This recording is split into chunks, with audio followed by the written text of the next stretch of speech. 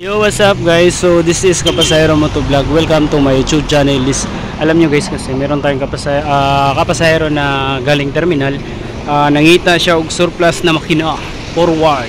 So naami diri karon sa Juan Lapu-Lapu Street, Davao City. Dira mga surplusan ni diri. Kaya aman. Dulong na dito sa Tumoy katong dito sa may Altabas building. Pag naamang gud may mga from Davao del Sur na naganto diri Davao para mangitag surplusan guys, diri na mo ginadala kay para alam niyo na baka barato pa isa pa dali ra pud ang transaction diri kay non-break man gud. Pag mo adto magudta sa mga ubang kay dugay kayo mo ni Lapu-Lapu paagdaw na siya Laos, Nagar Castillo, Cabagyo, pa airport, Panakan, Patagom area na siya dira. So ito ang kompasero na dito giisa-isa niya kada tindahan. Laos man na dito sa Tumoy. Bahala na siya diya, di ba guys? So ayun, bye-bye. Hanggang dito na lang video natin guys. Update ko kayo sa ibang gagawin natin. Yo! Bye-bye!